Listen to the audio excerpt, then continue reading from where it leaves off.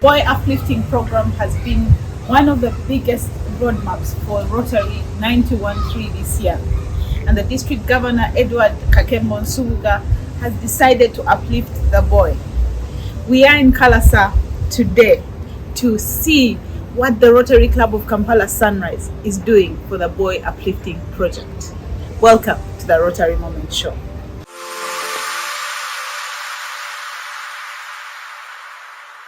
When Edward Kakembo gave us his theme here, many of us wondered, how can we manage the boy?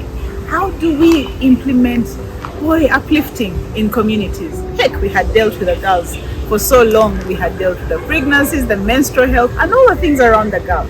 But what is it that we can do for the boys? How do we reduce the prisons, the numbers in the prisons?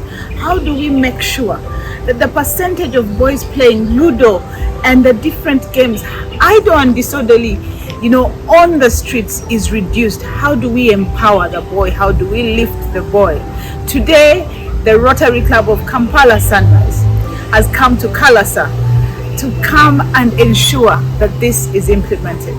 If you will not hear on the Rotary Moment Show, a while back we were here for a medical camp. And that medical camp was about women, children. We had a girl training, but today you will notice that during the show we are going to show you what they're going to do mainly for the boys. Yes, we shall make sure that we speak to the mothers who are carrying those babies, those baby boys maybe, but one of the emphasis for today's camp, it is going to have a medical camp, there's going to be dental. But one of the things that is very, very important is to speak to the young men of this sub-parish of KALASA, to make sure that we understand who they are, to make sure that they know that we are here as Rotary to handle the boy. Kampala Sunrise, kudos for bringing this down to the community. This is one of the examples of many of the projects that have happened throughout the district. The 1,200 Rotary clubs that we have are implementing a boy-child uplifting project as we speak. We are here to showcase what that is. You will notice there's been in the program, they're going to speak to boys between the ages of 6 to 12, and then we shall also have a segment where we have 13 to anything above that, 18, 20-year-olds. And all of them, the discussions are different. The young boys are being told how they're going to mature, but the older ones are told how to prevent jail, how to make sure that they are able to provide for their families and to get skill. Today's show is very important to me because I'm a mother of boys. And like you, any parent who has a boy in your house, put them onto that screen and let them watch what Rotary is doing for the boys. But even you as a parent, how do we uplift our boys? The Rotary Moment Show is here to showcase that.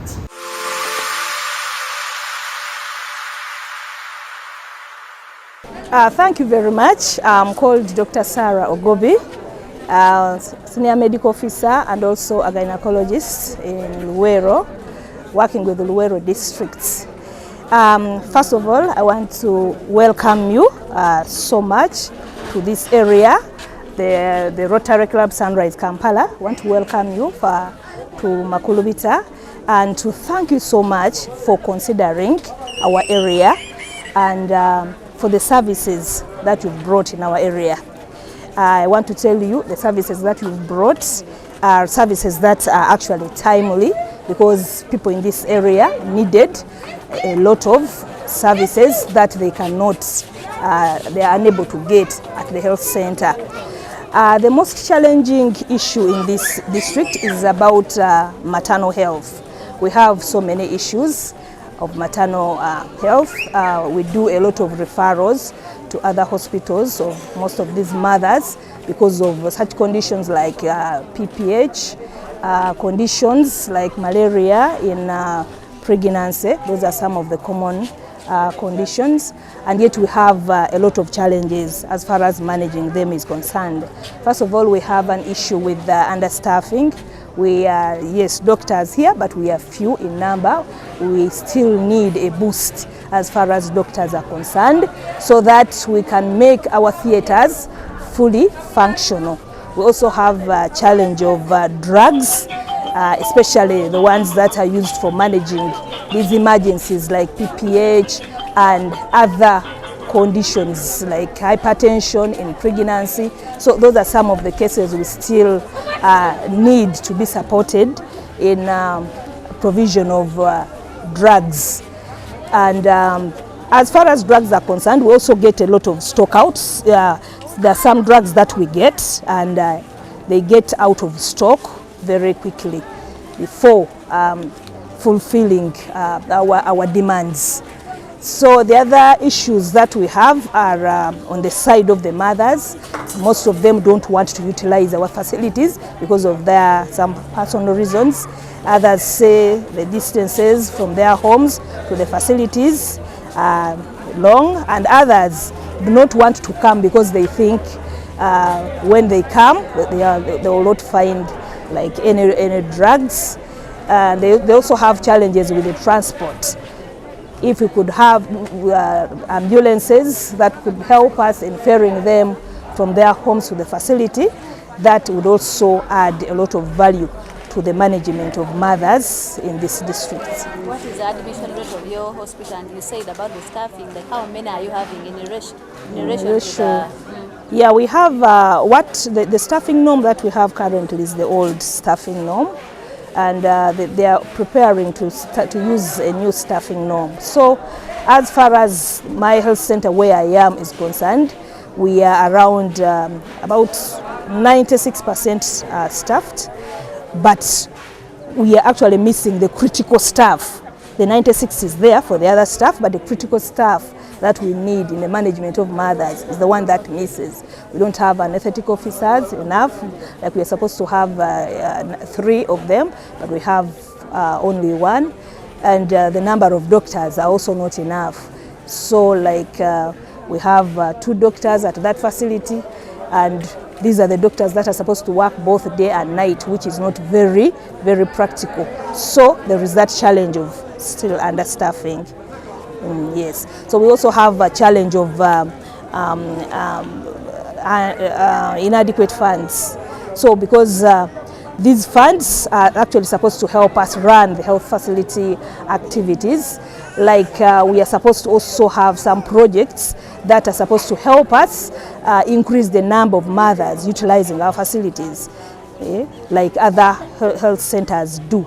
So we were thinking of increasing the deliveries at the facility, because as I speak, our statistics shows that we have high antenatal care cases compared to the deliveries. So we need to also increase these deliveries so that they can match with the number of antenatal cares. What? How are they standing? The antenatal and then versus the deliveries. Yes, that's why I was saying that antenatals versus the antenatals are high. Yeah? Like what percentage? To at least, it is even more than 100%, like 120%, and yet the deliveries at around 50%. So they also have reasons why they don't deliver from the facilities. They appreciate the antenatal bit of it. They come and get the drugs, they get the mama kits, and those other things, the incentives that they get. But when it comes to delivering, they usually go to the TBAs. They now go to the TBAs for deliveries. So we need a lot to do in encouraging them to utilize the facilities, especially during deliveries. I am Chiza Dens, a senior clinical officer serving at Makulubita Health Center 3. We are as the in charge of the clinical team at Makulubita Health Center 3. We are privileged to be joined by our partners, Rotary Sunrise of Kampala, who have come to help us to give this healthcare service to the community of Makulubita. We have been blessed that they have come with most of the utilities so that we care for our community in areas of general health care, whereby we've managed the patients in cases like the commonest malaria, the knockoffs, and some non-communicable diseases like hypertension. Most of our elderly patients have been who's have been checked for high blood pressure, and it has been one of the cases here, and we've managed to give them treatment provided by our partners Sunrise, Kampala. Other services, we've managed to come with our dental care clinic. It has been utilized by clients after being mobilized, and then the ophthalmic officers have been caring for eye problems of our patients, and those who have not been able to be given service here, they have been referred to the nearest health facilities so that they are followed up to get the relevant and appropriate care. Other services, we've screened women of childbearing age for cancer of the cervix and also breast cancer, and there has been a chance that those found eligible for testing, especially for cervical cancer, they have been tested, and some of them, especially now the young girls who have not made, who are 10 years old, they have been vaccinated to prevent that cancer of cervix. Other services, we've offered nutrition care, whereby there have been measurements taken, and then they have been advised on how to feed well, because most of these clients of ours, they produce these foodstuffs, but they end up selling them and they don't utilize them properly. Then more services, we've been health educating our community. In the tent behind me, that has been the our triage. They start from there, but we've been having ongoing health education to the people, and it has been interactive. They have been asking questions and trying to know more about the service delivery at our facilities in the area. So it has been actually good, very good, that these people have benefited to the extent that after being diagnosed with some of the cases, treatments for malaria, they have been given, treatments for no coughs, they are available, skin conditions have been managed, and I'm glad for this Rotary Club of Sunrise, Kampala, for having been able to fulfill this activity today on 28th of October in Makulubita, so that we serve our people. I'm very glad. Thank you.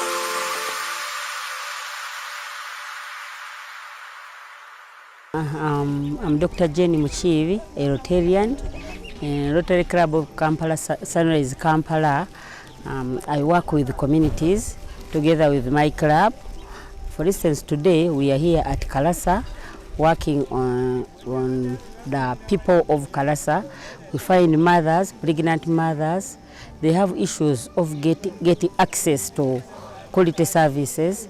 They take long, they don't have the information about maternal and child health. What should they do, when should they start antenatal? All those things we talk about to them. We introduce to them what they need, like mama kits. We give them out to assist them during delivery. What are those, apart from information, what is the reality about women access to health services in health centers? There are so many challenges at the communities. Some mothers, they don't have the information. When should they attend antenatal? Why do they need to attend antenatal? So when we come here, we take them through. We teach them. We introduce to them why. We tell them why they should attend antenatal and when should they start. That helps them to get access to services early enough.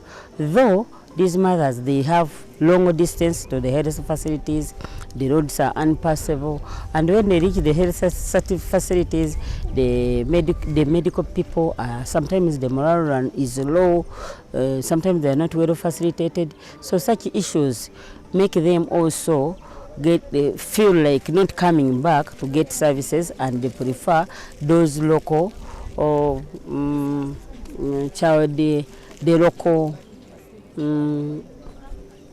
we call them traditional birth attendants. They go to those people around to assist them, because for them they are readily accessible, they are available, rather than the health face personnel who is not there. Sometimes they are not there, sometimes they are they don't have the morale, they have the moods are low, simply because of low, they are not well, how do I say that, motivated. They are not well motivated sometimes. Okay. What appeal do you have to the government and then to the mothers themselves? Yes, my concern mainly is when mothers hear about this kind of services, let them turn up, get the services, because they are for free. Let them come, they get the information. They don't sit at home. Come and get the service, come and get the information. And then when the government should come in to at least facilitate the health centers, the health facilities, to get enough personnel, what to use, at least the timely supply of supplies for the health workers to do their right work. Like mzadde. Abakyala biki basanga bibayitamu ne Rotary biki byemukola okulaba nga mukyusa embeera y'abakyala abazaala. Abakyala bayita mu bintu bingi era because of that knowledge gap, waliwo gap nti ebintu ebimu tebabimanyi. Tulina okujjanga tujja ne tubasomesa, maama alina okulya atya, maama ow'olubuto alina kulya atya, omukyala bw'aba tannaba kufuna lubuto alina kulya atya, bw'afuna olubuto alina kubeera atya. Twagala abakyala babeere nga bayonjo, beerabirira bulungi, beerisa bulungi, beetegeka essaawa ery'okuzaala, babeerewo n'akasente akatono bakatereke, babeere bayonjo paka bwe baba abayonjo endwadde entono ezikola ki ezibakosa mu maka gaabwe n'abaana baabwe. Gavumenti eveeyo okutuyamba ffe abasomesa abaleeta services ku bantu bano, ne services the health facilities gye bagenda, kubanga at least facilities zibeere kumpi nabo okulaba nti bafuna ekyo ekituufu kye balina okufuna. Era kyekyo jangu mu ddwaliro obeere naffe tubeere nga tukebera buli kaseera ebizibu ebikola ki. Omwana ayinza okubeera nga totuuse mu musujja gujjamu embuto, si bwe kiri bakyala, omusujja gusobola okujjamu embuto, ate n'eddagala ly'omusujja nayo lisobola okukola ki, okutawaanya omusaala. So tuli awo wakati, omusujja alina omusujja mungi, ate n'omwana ye kasaawulira nga gyali teyeeyagalirayo, ng'asala amagezi gakola ki, gakufuluma. Oluusi kabootongo naye asobola okuzaala omwana nga tannakola ki, oba omwana ng'afudde. Ebyo byonna jangu tubitunuulire obudde nga bukola ki, nga bukyali ate nga tukyabirina. Okiwulira muno injuries, accident. Omukyala asobola okufuna accident ng'ali lubuto, nakyo kisobola okukola ki, okwekanga nga ayinjalinze omwana wasobola waali nga takyeyagalirayo mu lubuto, era naye aba alwana kufuluma bufulumi. Okujja okunywa eddagala, abagenyi baffe bano ba Rotary sunshine arise, bazze tukolamu omulimu omulungi ffe nga bannakyalo. Tuzze abasawo okujja okubalabako ku mbuto zammwe, okubakeberako ku mbuto, okubawa eddagala ery'okukola ki, eriyamba ku ki nga muli lubuto. Kati ate ekirala ennyo kye batuleeteddeyo ki, ekitereke. Batuleetedde buli omu omukyala azze okunywa eddagala ki, ekitereke. Ekitereke ekyo tugenda kikozesa ku ssaawa y'okuzaala. Bwe muddayo buli gwe tukiwa, akiteeke mu mugugu gwaffe gwe tutegeka ogw'okujja okukola ki, okuzaala. Ate tukitegereke bulungi, mukitereke temukisumulula. Bwe munaakisumulula kijja kugendako obukyafu, ate bijje birwaza eki, omwana. Temufaayo nti kuba mumanyi ogamba mbuno bwe tuba tunaatera okuzaala tujjayo obugoye bwaffe ne tubwoza ne tubwanika. Bino byoze byagoloddwa byakoze eki byategekeddwa birinze kimu saawa ya kuzaala byonna mu district yaffe ey'ennamba 9213 programu yaffe ey'omwaka guno kwe kusembeza omwana omulenzi tusobole okujjamu ng'okuze bulungi ng'oli muvubuka musajja wa buvunaanyizibwa. Muwulidde kati twagala muveemu mubeere ekyokulabirako mu bannammwe mugende mu communities zammwe mu families zammwe naddala mutandikira mu families zammwe mubeere ekyokulabirako kubanga tumanyi nti nno ennaku zino abazadde baba bafaayo nnyo ku baana abawala mukole emirimu mukole biki naye abavubuka nga bagenda bakola ki bakola bye baagala tebali waka bagenze mu matatu bakomyewo ssaawa zimeka ze baagala naye abawala bababeerako nnyo mujje mufumbe mujje mugende mukime amazzi muwoze engoye mukole biki naye abalenzi ate nemunekola ki nemusigalira ebbali. Naye kati programu yaffe twagala mumanye nti nno yakusembeza mwana mulenzi alyoka okuvaamu nga mwana ki nga mwana wa buvunaanyizibwa mu famire yo mu community yo mu ggwanga lyo. Kati ova olaba nti tubeetaaga nnyo tubeetaaga nnyo twagala bafaako twagala mutubuulire ebibaluma twagala kunyumyamu nammwe tulyoke tubalondemu buli omu nga bw'oba olina ekitone nga tusobola okikulaakulanya ye siteepu egenda okuddako kuba kati bw'ova wano n'omala oba n'osoma oba n'okoma w'okomye kakati ate ozze ku stage eriwa. Kati ova olaba nti twabayise groups nga bwe ziri ebbiri naye tetukoma wano n'abalala bonna baba balina okubeera mu kintu kyekimu kubanga bw'oba ng'obalese emabega ate kati bwe bajja okukomawo ne bakola ki ne baba influencinga mukitegedde so kakati kiri brief kati naye nga twagala kigaziwe tuyoke tukifunemu naffe omulamwa tumanye nti nno twayagala ekintu kino tukijjumbire ate kati ne be twakitwalamu nabo bakola ki barespondinga bulungi. Tetwagala kikome wano kati mugende mubuulire n'abalala ate mubeere naki nga kyakulabirako.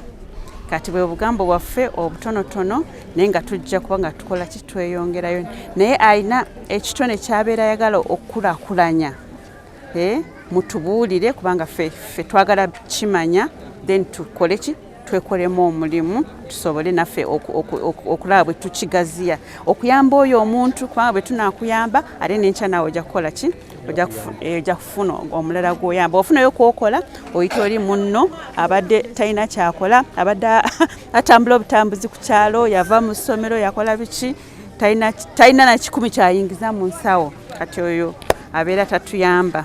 So mubeere nga mutukiikirira mutukiikirire then tusobole okufunamu abavubuka abakuze nga bavuga tetwagala bagende mu kkomera mubamanyi nti ne bajjudde mu kkomera abakozi nga si kubeeraawo ne bakukwata idle and disorderly buntuntu bwe butyo mulimu matatu mulwanye omuntu bumuse babakutte babatutte luzira kati bwe bugambo bwaffe obutonotono olwaleero obudde si bungi naye ndowooza mufunyeemu omulama mugutegedde kubanga naffe tukitaddemu nnyo amaanyi kati mwebale nnyo mwebalire ddala. I just want to bring one point that we might not know. Mbabuzeko this question. When you look at jail cells, mulowooza what population is there? Men and women. What population do you think is the biggest? Men. That is very true, but if I told you the number of men and the number of women in there, will you believe? If I said in jail, there are 97% men and 3% women, will you believe? You can believe, eh? It's not my information. It's actually studies. That means if there are 100 people in a jail, 97% of them are men, 3% of them are women. That is not anything, it doesn't say anything about the women, but it says something about us men. It says that we need to do what? We need to do something different.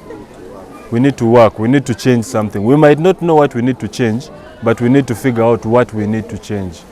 Because having those numbers, it does not make sense. Does it? It does not make sense. But if you ask yourself which men are these in jail, it's our brothers, our sisters, our brothers, our cousins, our friends, our fathers. So that means we are doing something different, wrong. And that is what the Boy Child Uplifting Project is about. If we as men can look inside ourselves and say, what can we do differently? Right? And that is what Rotary is also saying. Let us reach to the community. When you see your friend, when you see your brother about to do something that might get them in trouble, it could be drugs, it could be crime, it could be whatever it is, but anything that is not in the right direction. We need to do what? To say something. We need to do something. Because it's only me who can save my brother, then my brother can save his brother, then something like that. And that is what the Boy Child Uplifting Project program is about. So now the question is to us, are we also going to do the same thing in our communities? Reach out to the boy child and let them know. You're not alone. In case you need help, come to me. This is how you do it. Stay in school, avoid drugs. We already know all these things. We know what we're supposed to do. But still, we need reminding. So let us be there to remind each other. Yes? Are we together on it? All right. Thank you.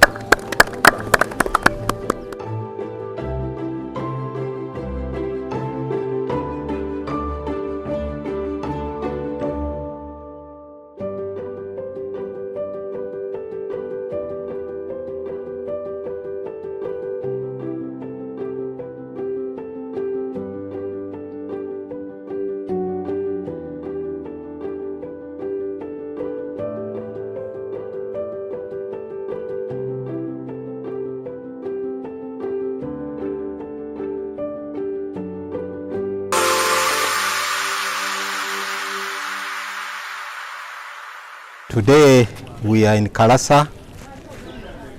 We are the Rotary Club of Sunrise Kampala. We made this journey from Kampala to conduct a health camp here, which is loaded with many activities that take care of the health of our community. Our endeavor is to adopt this village, approaching all the 7 areas of focus, and we are doing our best to find partners to get a global grant in order to fulfill all the plans we have for this village. Today, mainly I would like to talk about the boy child. As you have heard from the officer, boy child in the Rotary Club of Sunrise, we noticed actually it is a signature project as introduced by our governor, Governor Edward Kakembo Nsubuga. My name is Juliana Nyombi and I'm a Rotarian, and I have a passion for the boy child. And today, when we come to KALASA Church of Uganda Primary School, we talk to the boys specifically and not to the girls, because the boy child has not been given much significance, especially because there was a lot of stress on girl children because of their vulnerability. But eventually we realized that even the boys are vulnerable. And if you look on our streets, we have so many people doing pool, many people doing Ludo, and they are not doing much. We have border riders, and of course their conduct. So the boy child in the past has been given very little significance, and that's the reason why we want to start this initiative of talking to the boys so that they may become responsible.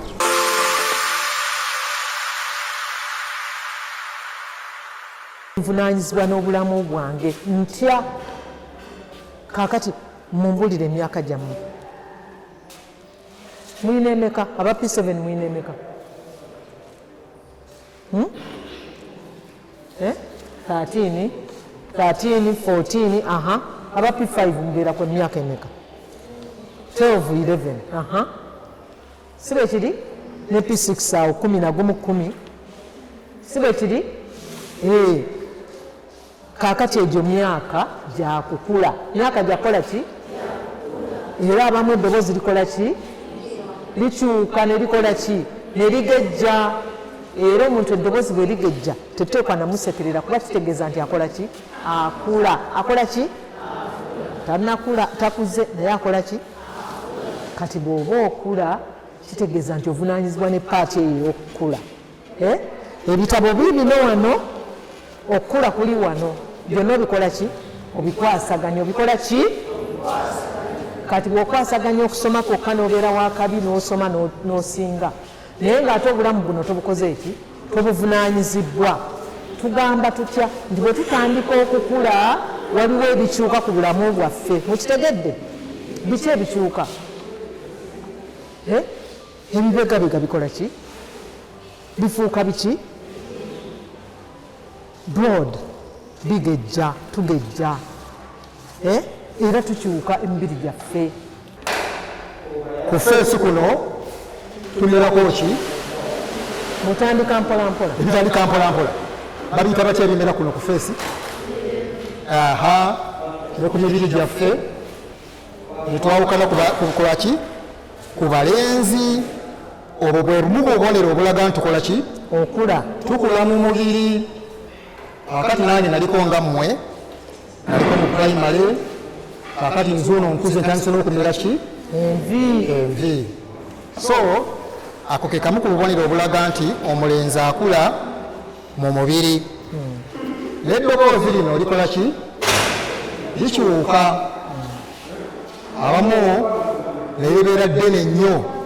Abamanyi okuyimba, bwe tuyimba eddoboozi eryo eddene libeera baliyita batya mpozi beesi. So eddoboozi likyuka erifuuka erya beesi. Obwo bwe bumu ku bubonero obulaga nti omwana omulenzi akola ki akula. Mukitegedde bulungi bannange? Those are signs of growth in the body. Ndowooza for now kyenyinza okwogerako ekyo. Kaakati omuntu avunaanyizibwa atya? Kaakati nnyina ebitabo ate kaakati nkola ki nkula, ebirowoozo bikyuka. Waliwo ekiseera ky'okula n'ebirowoozo ne bitandika okukyuka n'okutambula. Kaakati nkola ntya? Ne ntandika n'okwegwanyiza opposite sex. Ekiseera ekyo kituuka, naye abasinga balowooza nti kibi okubeera bwotyo. Si bwe kiri? Bwe kiri. Kyenyinza okukyongerako kiri bwe kiti nti mu bulamu bwaffe nga tukula mu stages ez'enjawulo, buli stage erina ebyetaago byayo. Si bwe kiri bannange? Kati nga ffe ba younger boys nga nange mwendi, wakati bwe mba ndi mumwe ndi younger boy. Ekiseera kino twandikimaze nnyo obulamu buli obw'omu maaso nga tubuteekateeka. Toyinza gatta bintu bibiri, kubanga ng'abalenzi ekiseera kituuka n'otandika okwegomba kuli nnomo, kuli ki kwa bulijjo, era si kiri. Naye kyetugamba nti mwegendereze omubiri guno ate guleme kubafuga okusinga obwongo. Waliwo ku bintu ebinnyumira bwe mbadde nkula byenzudde nti ng'abantu, era nkikonyeekokko, tulina ebitundu bisatu. Tulina ebitundu bimeka? Bisatu. Tulina upstairs wano the intellect, obwongo bulowooza, kyokka ate tulina n'omubiri guno. Tugambye omubiri bwe gukula tugulabira ku birevu, tugulabira ku ddoboozi, naye ate tulina n'ekintu ekirala ekitalabika namaaso. Ekintu ekirala kyeki ye spirit. Omuntu alina spirit kubanga yatondebwa mu kifaananyi kyani? Kya Katonda, kya Mukama. Kaakati nno obwongo olwekyo kyetutulaba namaaso tukiwulirizenga nnyo, kubanga the spirit in us which is the spirit of God yetuluŋŋamya. Yetukola ki? Yetuluŋŋamya. Kaakati omubiri, mwana wange gw'omubiri enjala bweguluma guba gwagala kukola ki guba gwagala kulya kakati mulimu n'embeera endala naddala kati ng'abalenzi nga tukula tulina omubiri bye gwegomba sexually kategedde sexually oba takitegedde ekyo naye akati nze njagala kubalungamya bwenti nti muwulirizenga nnyo omwoyo oli ali mu mmwe the spirit in you kubanga tugambye nti bwe tuba tukula omubiri gulemu okutufuga si bwe kiri let the spirit and the intellect guide our bodies kubanga if you allow your body to govern the rest of you waliwo buki obuzibu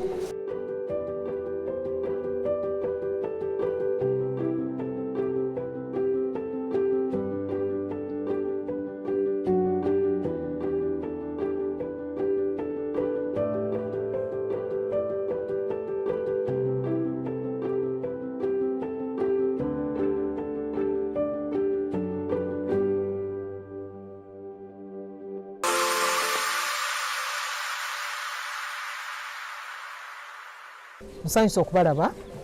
Njagala kumanya olwaleero biki bye tukutteko. Gwe byoyize bye tukutteko ebikukwatako ng'omulenzi akula. Omulenzi gwe tulinamu essuubi mu maaso nti olibeera omusajja avunaanyizibwa kikyoyize. Erinnya ani? Mwesigye Joshua. Njizeemu obwongo okutufuga si omubiri okutufuga kubanga omubiri we gutufuga gutuleetera okukola ebikyamu n'enjiga okulowooza obulungi ekijja okunsobozesa okubeera mu bulamu obw'omu maaso obutangaavu. Webale nnyo Joshua. Kaakati erinnya lyo? Ronald. Kaakati Ronald gwoyize ekyo olwaleero mu bye tusomye olwaleero? Njizeemu okubeera n'obuvunaanyizibwa. Ebyo byenjizeemu. Obuvunaanyizibwa otya? Okubeera ng'olina emikwano emirungi egikuzimba nga toweesembereza mikwano mubi. Ate ekyomusingi twogedde ku musingi, omusingi gw'okifunyeemu otya? Omusingi nkifunyeemu okubeera nga banzija nava buto nga nina obuvunaanyizibwa. Kati mu buvunaanyizibwa tukutuddemu nsonga ki na nsonga ki eri mu buvunaanyizibwa omwo ng'okola omusingi omulungi? Okwewala ebigurupu ebibi, okubeera ng'oli mu bigurupu bikuzimba biseera bye eby'emmaaso. Ate ku kyokusoma twogedde ki? Ku byokusoma twogedde mu kubeera nga toweetya nga wekkiririzaamu okukola ekyo kyonna kyonna ekiba kizze. Omusingi omubi gufaanana gutya? Kwe kubeera nga kuva buto nga weesiba ku bigurupu ebitakuzimba ng'era towekkiririzaamu. Kale weebale nnyo. Njagala kubuuza Joshua. Kaakati Joshua njagala okubuuza. Joshua nkubuuza nti gwe mu byoyizeemu twogedde ku nnyumba ezimbibwa ku ki? Ku lwazi. N'ezimbibwa ku ki? Ku musenyu. Nnyumba ki esinga obulungi? Ezimbibwa ku lwazi. Yeefaanana etya? Ennyumba ezimbiddwa ku lwazi enkuba weetonnya tegwa, naye ennyumba ezimbiddwa ku musenyu enkuba weetonye nnyingi egwa. Kati gw'otegeera otya mu ekyo twogedde nti kitegeeza ki? Kitegeeza ffe tuzimbe ku lwazi nga tukola ki oba nga tetwegatta mu biguruupu ebibi eby'abazannya amatatu eby'abakuba ludo n'ebya betingi. Naye tukole ki? Tusome obudde obw'eddembe tugende mu kirabuzi ng'ez'emipiira ez'okudduka twewale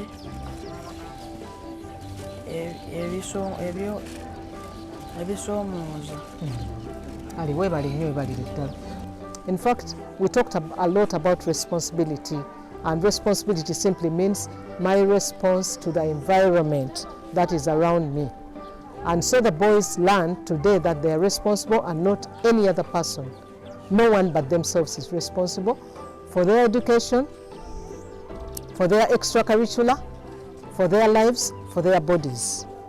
And so we learned that as we grow up, we tend to, when we become adolescents, there's lots of things that take us away from from going to school effectively, from being responsible in the community, also doing some work at home, because we are lured into doing the acts of those that live in the community, and sometimes they are not good. So one of the things that the boys brought up was pool, drugs, alcohol. Some of them, because of dropping out of school, eventually they know some people in the community who have dropped out, and they are into drugs, they are into alcohol, they are into pool and betting. And so the boy child will be tempted if they are not given a good foundation. And so we called this a foundation and said what we put in the foundation is actually working hard and getting good grades, being responsible for their bodies, and not being lured into going into sexual activities at their young age, because their bodies tend to attract them into doing things that are unbecoming. And so we said they can have self-control, they are not dogs, they cannot be pushed into getting into sexual activity at this young age. And we even said, being in a church-founded school, they are the church. So the church is not simply a building, but they make up the church. And so that means that they have to be responsible members of the church, to have God at the center of their life.